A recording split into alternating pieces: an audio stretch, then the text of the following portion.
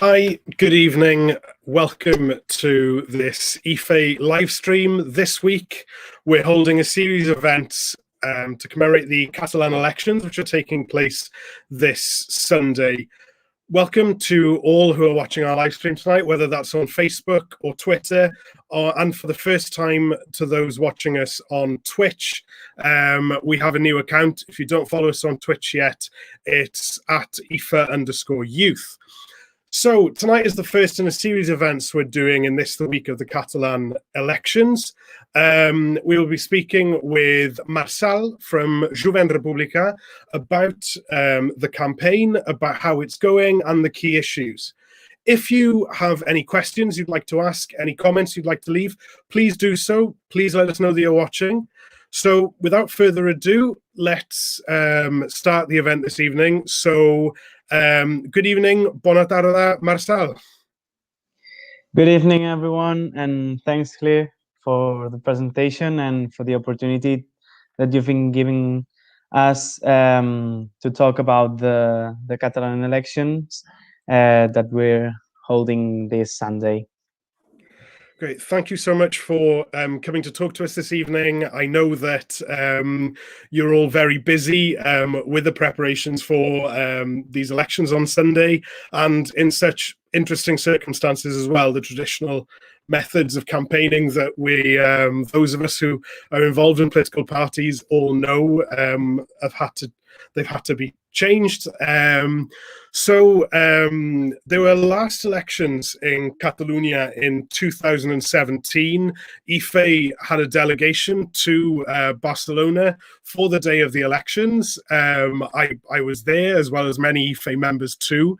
It's a shame that we can't be there with you this time round because of the pandemic, of course, so we're doing it online instead. So why are these elections happening only 2 years since the previous elections in Catalonia?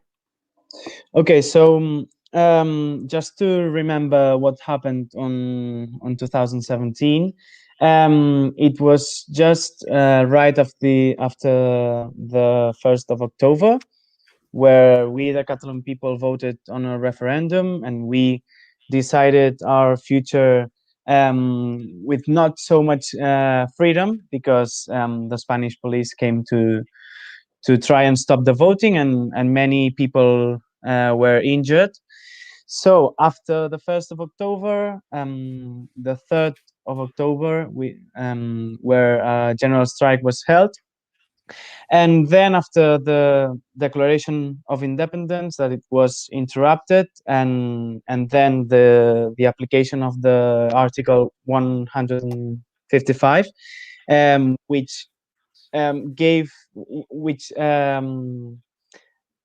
by means of this article, the central government took control of the Catalan institutions, and then it was the Spanish president who called on the election on the 21st of December.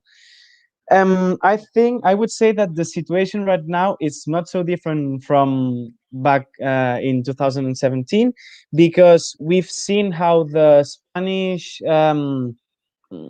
structures took off former President Quim Torra, only because he decided to hang a banner on the balcony of the Parliament of Catalonia, and then, well, the judges, the Spanish judges, decided to take him out from office, and then we were again forced to call on the elections. And moreover, on top of that, because of the pandemic and all the situation right now in Catalonia, and generally in the state and in Europe, the Catalan government decided to postpone the elections to the 30th of May. Yeah, but again, a Spanish court decided to stop the decision and call on the elections on the 14th of February, and that's why we are in this situation right now.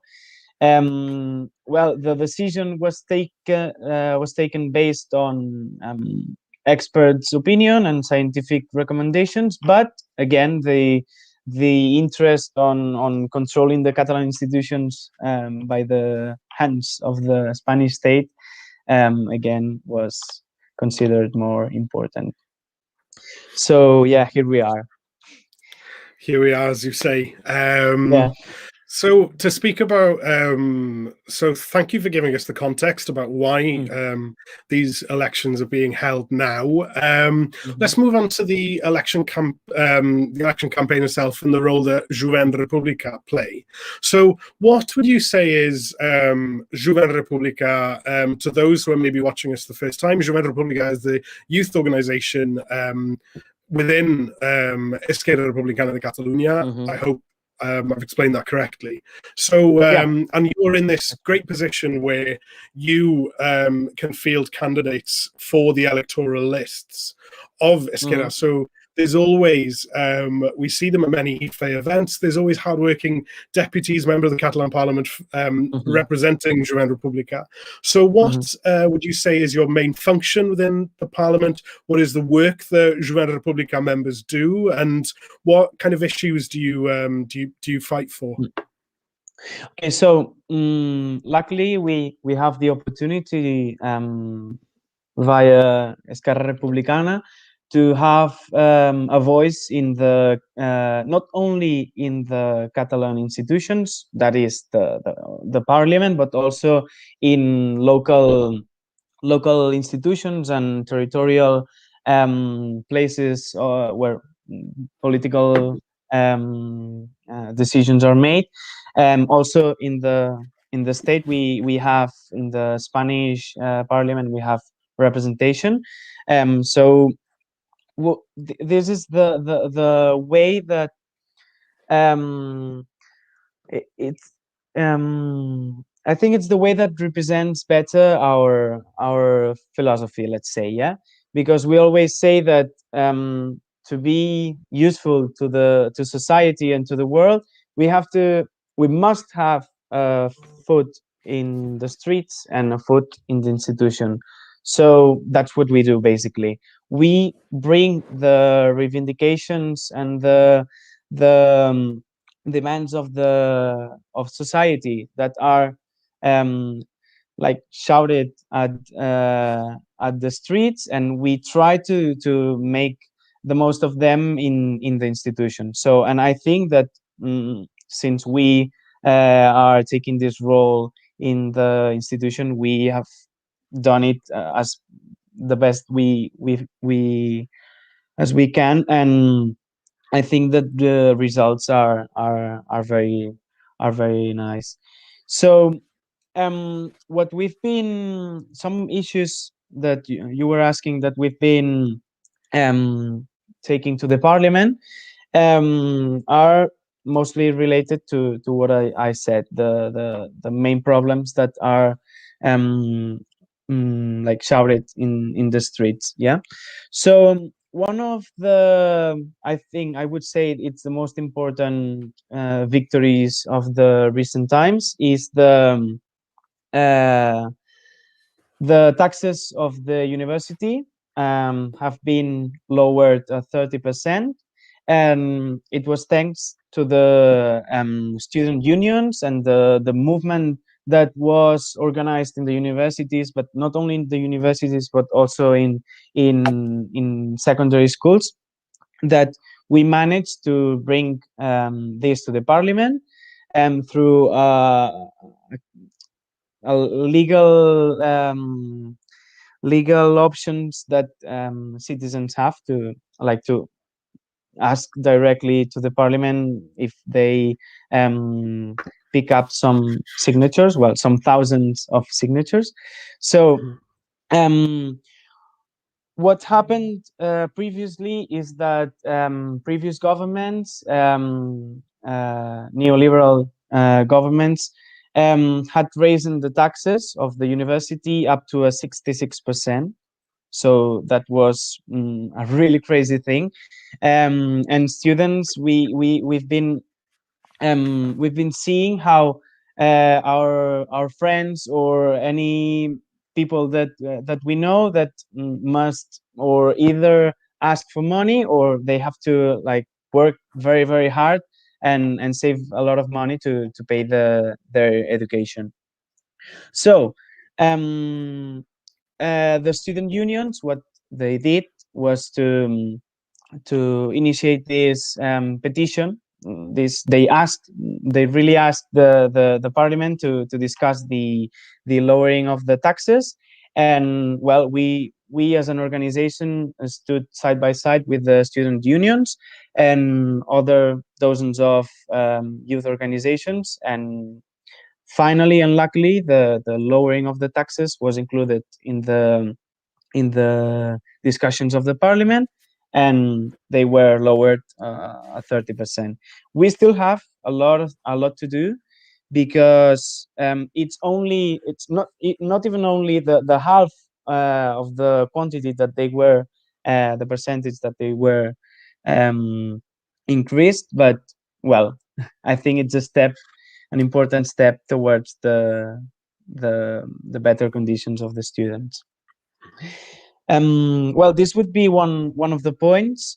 Another key issue that we decided that it was crucial to bring to the discussions of the parliament, and to somehow ask and demand the older parties um, to design a strategy and plans to better to make the situation better for the young people, is the issue of emancipation.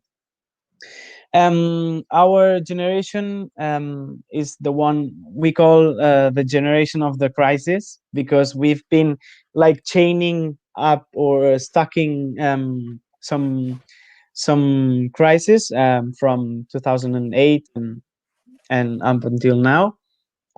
And well, we are in a situation, especially young people, where we see that the prices of rent are really, really high, and they keep increasing.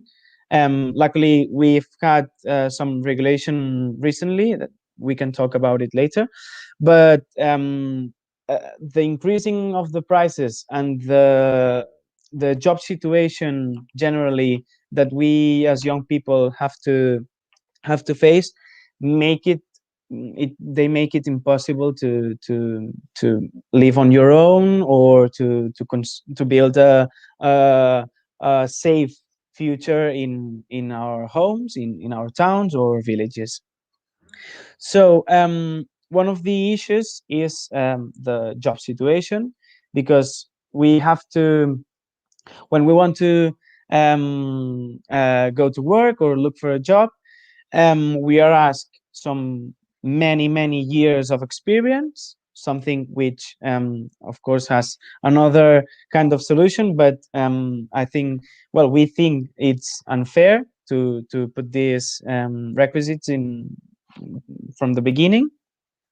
And then all the jobs that are given to young people are either part-time, or the contracts do not ensure any kind of economic or safe economic situation.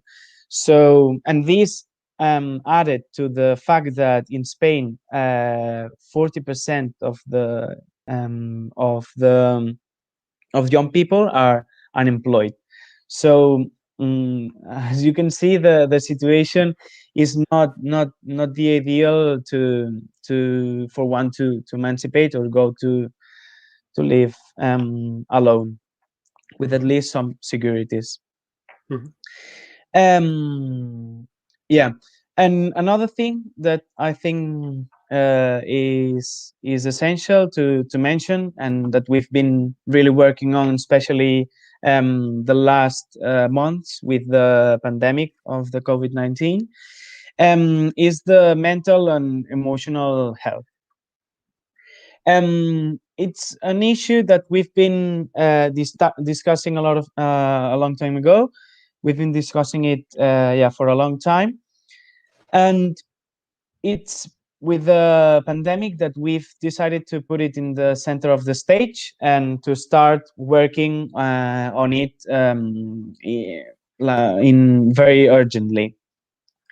It's the mental and emotional health is one of the issues that um, affect the most to young people.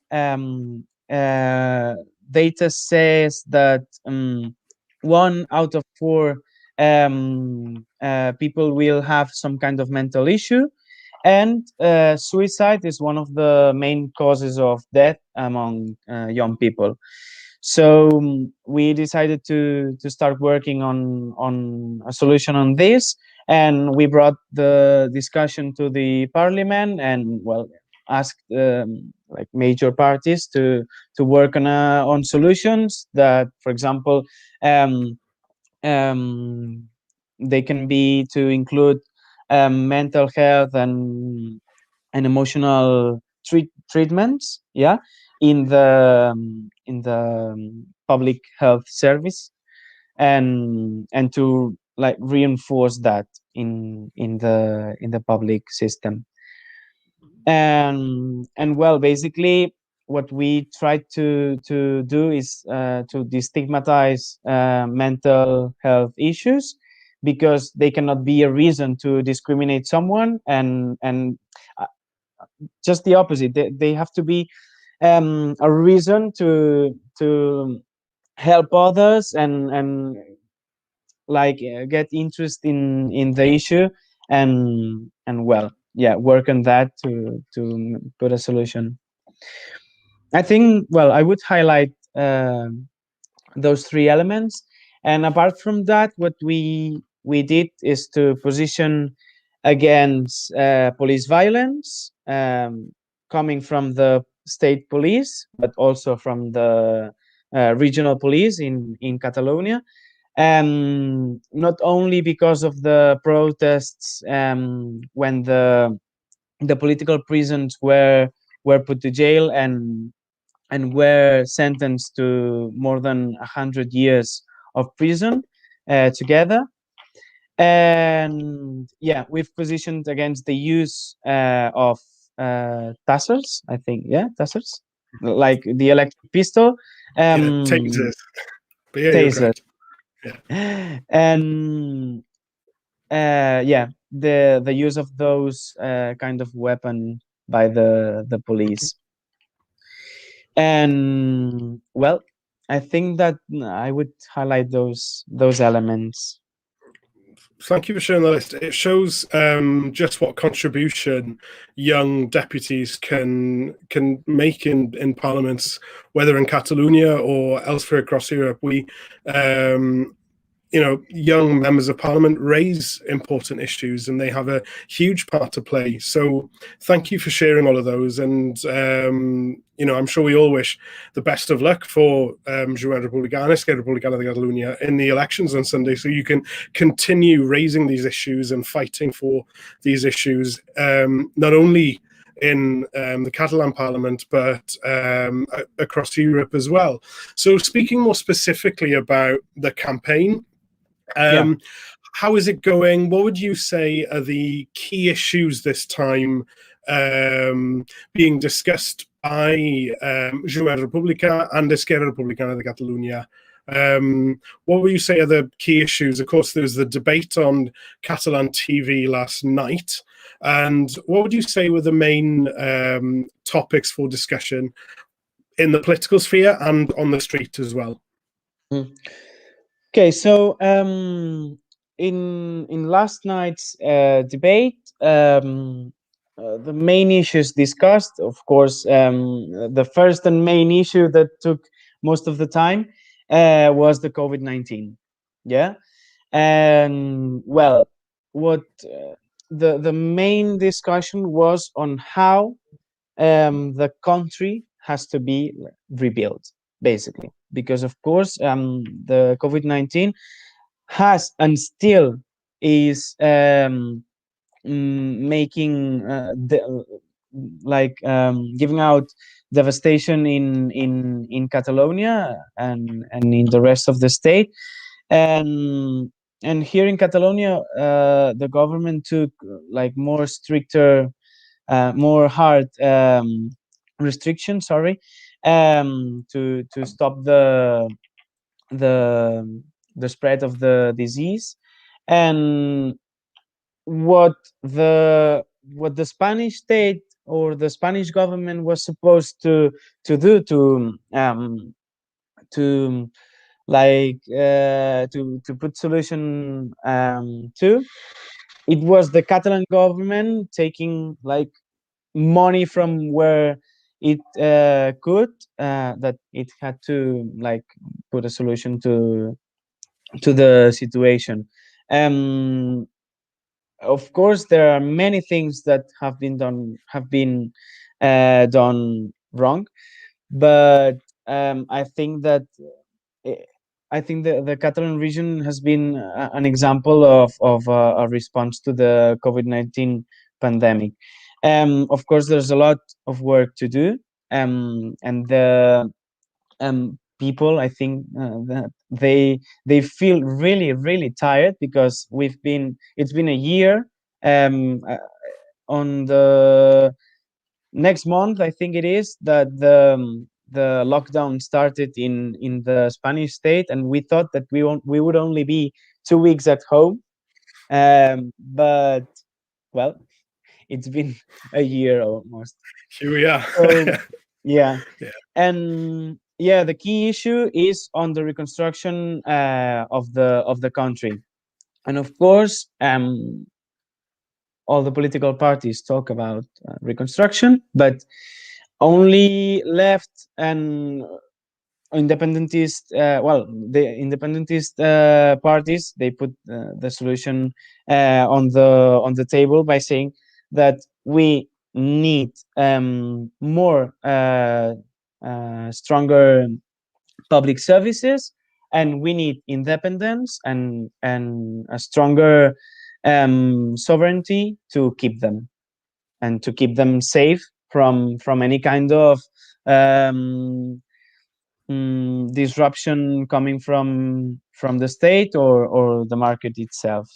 So this is one of the proposals that Esquerra Republicana and Jovent Republicà put on the table, to reinforce public services, not only the health public services, but also transport and job offers, and to rebuild the country and reactivate the economy.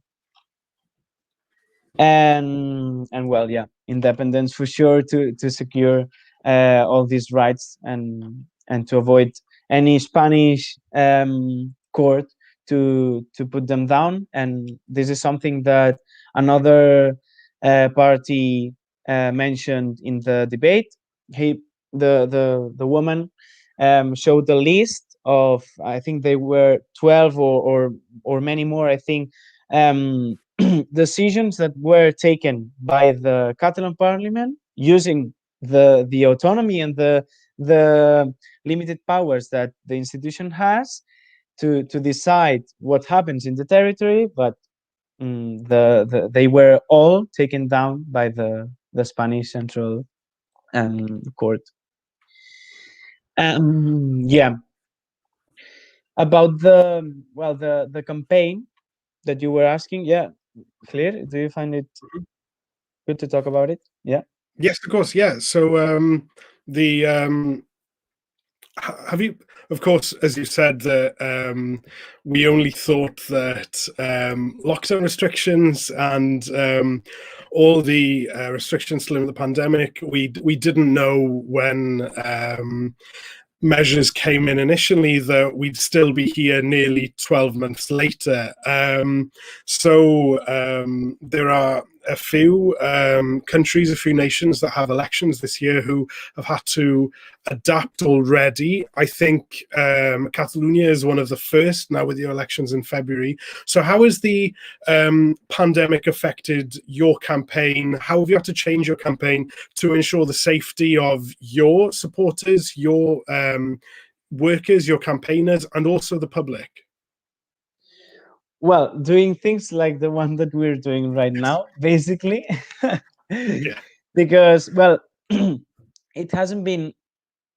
I think it has been like the most shocking change that we have to do, but I think that we, at least as Jovent Republicà, we've tried to coordinate as much as we could all the territory to spread the campaign to all parts of the country, and I think that we did it really, really good, because the situation doesn't seem to get better, and to allow a normal campaign to be done. But I think that really the members of Jovent Republicà, we went out to the streets. We put banners everywhere we could, and we tried to talk to as much people as we could. So that way, I think that the person-to-person campaign has possibly been done great. And the problem where are being the meetings. They have to be held online, and I think it's something that we have adapted to it really good. But, well, I think that the feeling is really different, and the effect also is not as strong as it could be with a meeting, seeing, like, personally the campaigners, the leaders of the party, and yeah, I think that that's the most disturbing thing. But I think that we luckily, because it's really a luck to be able to campaign as we've been doing. Yeah, absolutely. As you say, normally for different elections, IFE hold events and engagement with our members, usually where the elections are being held. Now, of course, we're doing it online, and it's a learning curve for everyone. As I said to you before, we have elections in my country, in Wales, in May, and we're learning as time passes about how to run campaigning online. And yeah, there are challenges. For IFE have held a lot of discussions over the years about resisting the far right and challenging far right and fascist politics. We stand in solidarity with you as you have to endure the presence of fascists and the far right, campaigning, taking part in televised debates, advocating closing Catalan institutions. Are you worried about the rise of far right and neo-fascist parties in the Spanish state, in Catalonia, and in Europe? Well, yeah, it's one of the issues that we've been talking about, not only us as Jovent Republicà, but also all the left organizations. Yeah, it all started in the Spanish parliament. It was really shocking to have. I think they have 53 MPs. I think it is, which is really, really a lot. And well, we have seen, and we have firsthand experience about it, that they are really, really annoying. I mean, they are like a machine of like far right and anti yeah, racist, liberal, and they are a machine of proposals of this kind. So I mean, all the efforts that they only do this, so that's really a problem, because the left parties and other anti-fascist organizations, they have to dedicate a lot of effort to stop that and to fight that. And that's really a problem, because you don't have time to dedicate to other things. I mean, of course we do, but it's really annoying. And I really hope, well, it's a complete circus when the far right raises its voice in the parliament, in the Spanish parliament. I don't want to imagine how it will be in the Catalan parliament, because there we have 13 MPs from Esquerra Republicana, but then we have others from, for example, Bildu and Bloque Nacionalista Galego, which they are also independentists, and well, we can deal with the situation somehow. But here, it's not that we are alone, but I mean, we must get over the 50% of votes for the independents, because if not, I think it will be really, really difficult to fight the far right. Because apart from that, apart from Vox, which is the ones that have 53 MPs in the Spanish government, the Spanish, sorry, parliament. Here we have Ciudadanos, and then we have the Partido Popular, which are also right wing parties. And then we have the socialist. I would say they are the social democrats in Europe, PSC, Partit Socialista de Catalunya. They declare themselves as a right-wing, a left-wing party, sorry, and they declare themselves as anti-fascists, but they are not. I mean, they've been trying to not give importance to the problem of the far right, not only in the institutions, but also in the streets. They say that they condemn all kinds of violence or protests against other political opinions, and well, it's the same issue again and again. What is respectable and what is not? And this is something that we have to struggle to explain to the rest of the people also. Yeah, And you're correct when you say that annoying is a word to describe them. We, in Wales, in my country, we've had far right members of the Welsh Parliament since 2016. We're hoping that we can clear them out in the elections, which are coming in May. Yeah, their politics over the last 6 years, over the last 5 years, sorry, has been against people, against these people, against the rights of these people, and spreading false news and dangerous narratives against minority communities, against immigration. And it's this sort of politics where I think our parties really come together in resisting and calling out that sort of politics of hate, that politics which is done by the far right, and their cheerleaders, which are Donald Trump. Thank goodness that he no longer holds office in America after all the damage that he caused, and in other countries as well. So you're right by saying that they are annoying, and it's when they come and obtain seats and obtain a platform in our parliaments, it's becomes one of our main tasks is not to work with them, which none of us will, and also to call them out, to challenge them on their narratives.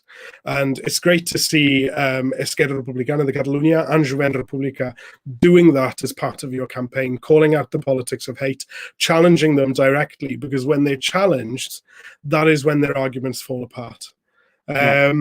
So let's get some questions from those who are watching us this evening.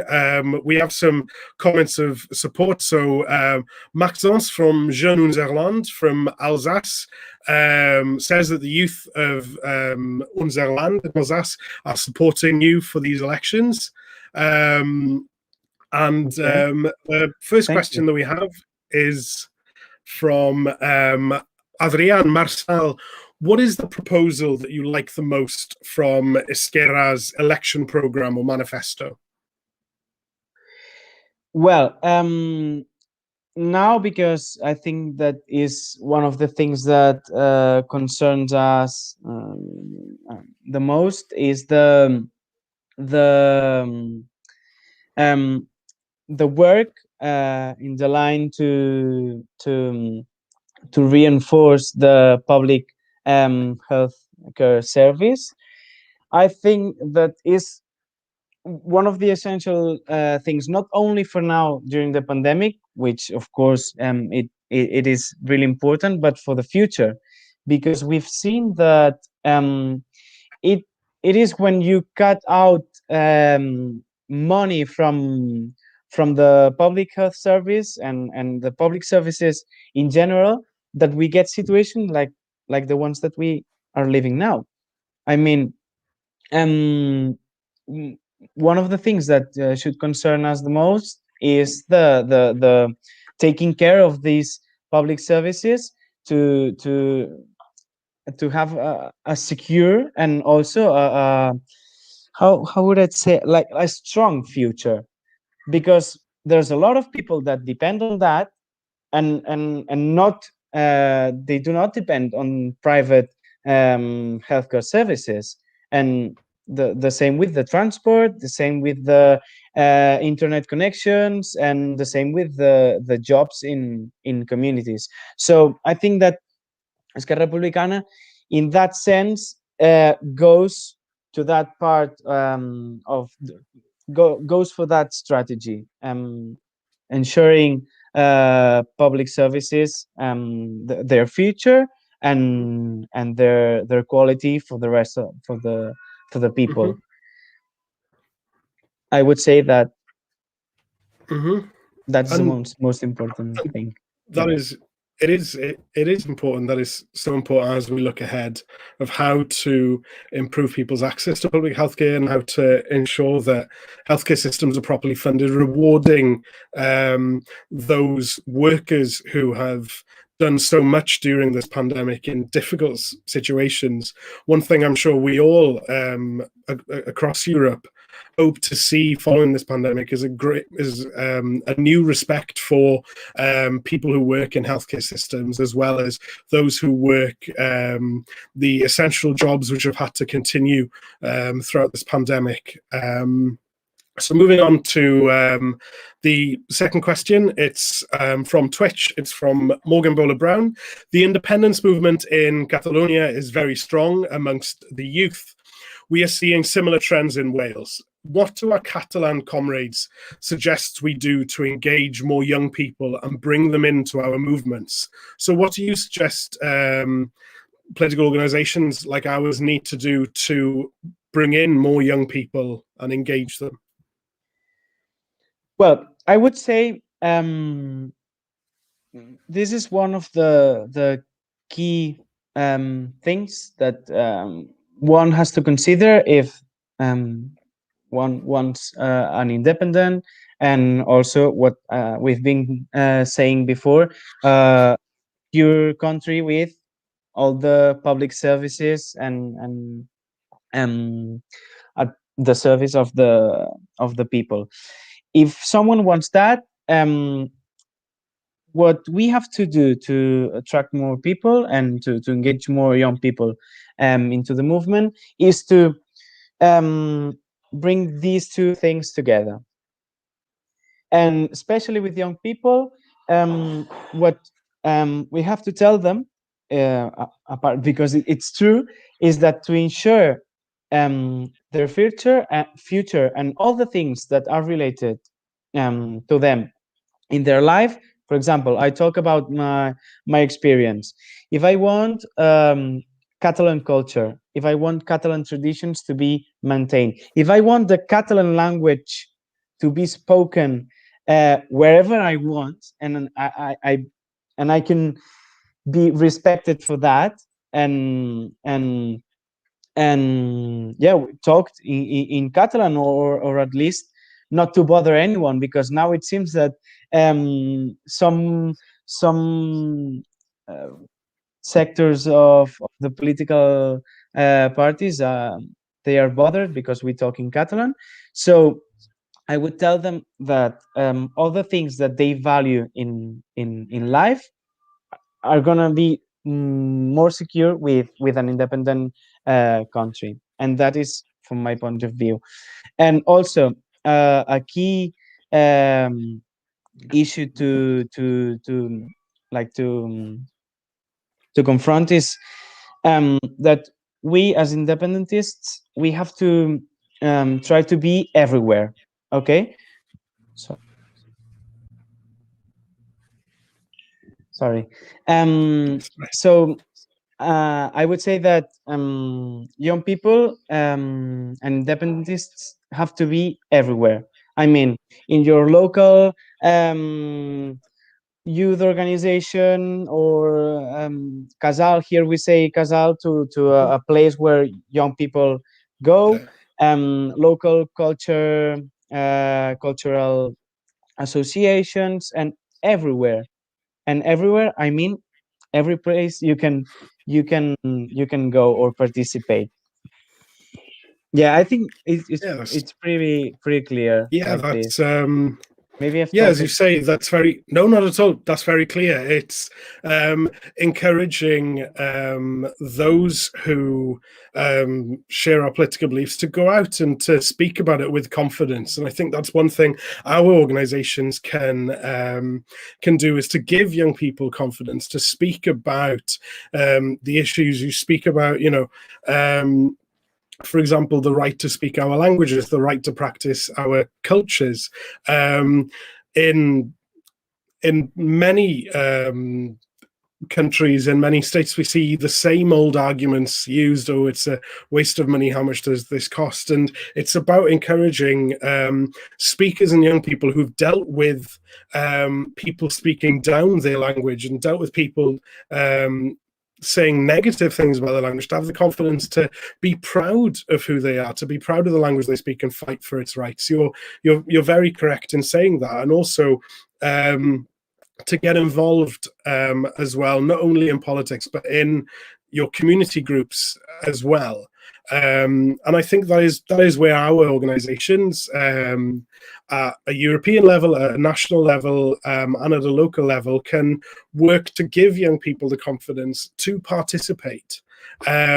Especially coming out of this pandemic, where young people have had to stay at home, young people have had to not go out and share experience with the people in clubs and things like that, and have had to do so online, which has its barriers. It's when we come out of that, it is showing them the ways in which to participate, encouraging them, and giving them the space and the opportunity to do so. I'm mindful that we've just crossed the time limit. So first of all, thank you so much for answering our questions this evening, for speaking so strongly in favour of the work that Jovent Republicà is doing, for giving us the context as to why these elections are being held, the key issues, and thank you for your strong message in combating, in campaigning against and making a stand against far-right politics, fascist politics, and the politics of hate. Thank you so much from IFE and from our member organisations across the continent. We wish you good luck for the elections on Sunday. We hope that we will not only see strong results for yourselves, but also members of Jovent Republicà in the Parliament continuing to champion the issues that matter to not just young people, but everybody, but especially the ones that you've spoken about this evening. Okay, thank you guys for the opportunity. And well, I would only say that I wish we could do this face to face, and but I hope that soon we can meet together again, and well, start working in international solidarity, and what we've been talking about, fighting the far right together, and working for young people's right together is always better. So um yeah, that's all I have to say. Thank you. Thank you so much. So that was our first in our series of events for the week. The week of the Catalan elections.